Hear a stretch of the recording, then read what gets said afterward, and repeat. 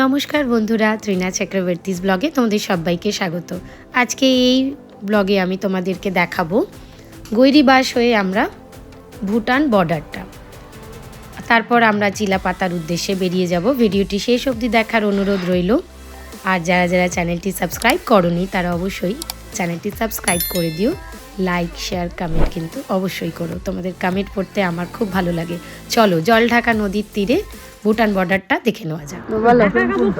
ওই পাশটা হচ্ছে ভুটান, ওই পাশটা ভুটান, হ্যাঁ, আর নিচে হচ্ছে জলঢাকা নদী, হ্যাঁ, আর এই পাশটা হচ্ছে আমরা ওয়েস্ট বেঙ্গল কালিম্পং ডিস্ট্রিক্টে। আচ্ছা, এটা ওয়েস্ট বেঙ্গলে কালিম্পং ডিস্ট্রিক্টে দাঁড়িয়ে আছে।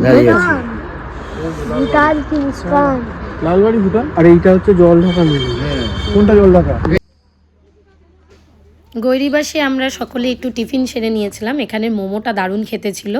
আমরা সকলে একটু মোমো খেয়ে নিয়ে এখান থেকে বেরিয়ে পড়ব ভুটান বর্ডারের উদ্দেশ্যে। এই ছিল গৈরিবাসের ওপর থেকে নিচের ভিউটা। দেখো কি অপূর্ব লাগছে, একদম মেঘে ঢাকা, ওপাশটা পুরো ভুটানটা দেখা যাচ্ছে, খুব সুন্দর ছিল। তারপর আমরা সবাই মিলে বেরিয়ে পড়লাম ভুটানের বর্ডারের উদ্দেশ্যে। ওখানে গিয়েই বেশ কিছু মার্কেট দেখতে পেলাম। এই মার্কেটে সব ভুটানি জিনিসপত্র পাওয়া যায়। দাম কিন্তু প্রচণ্ড চড়া, তাই খুব একটা বিশেষ কিছু কিনতে পারিনি। অল্প মোটামুটি মার্কেটিং করেছি, যতটুকু না করলে নয়। এতটাই দাম যে সব কিছু কেনা যাচ্ছিল না। আর মোটামুটি ফোনের কোনো নেটওয়ার্ক আমাদের ছিল না। এখানে আমার ফোনে দেখাচ্ছিল ওয়েলকাম টু ভুটান গভর্নমেন্ট, কিন্তু সকলের ফোনে সেটা দেখায়নি, আমার ফোনে দেখিয়েছিল। তো ওয়েস্ট বেঙ্গলের সিম কার্ড যেগুলো, সেগুলো কাজ করছিল না এই জায়গায়। আর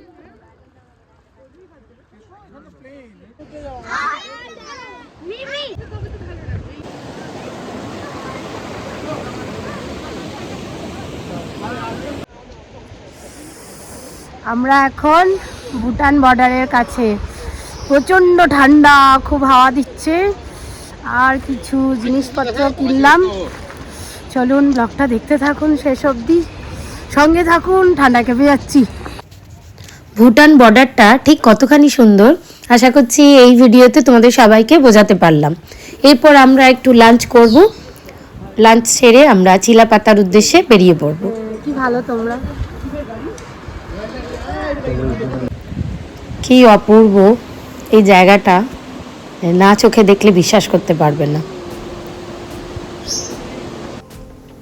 এরপর আমরা বেরিয়ে পড়লাম চিলাপাতার উদ্দেশ্যে।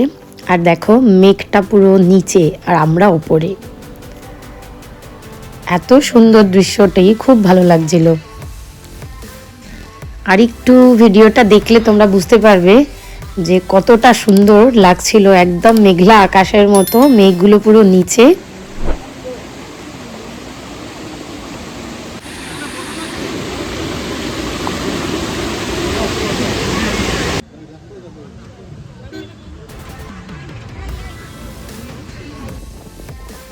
মেঘের মাঝখান দিয়ে যেতে এত ভালো লাগছিল যে জায়গাটা ছেড়ে যেতে ইচ্ছা করছিল না।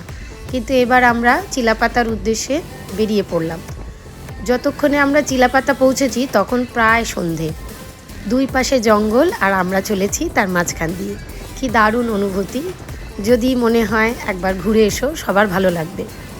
এবার আমরা যে আমাদের হোমস্টেতে যাব, সেই হোমস্টেটির নাম হলো বানিয়ার রিভার ভিউ হোমস্টে। এটা চিলাপাতায়। চলো আসছি এই ব্লগের নেক্সট পার্ট নিয়ে। সবাই ভালো থেকো, সুস্থ থেকো। আজকের মতো এই পর্যন্ত।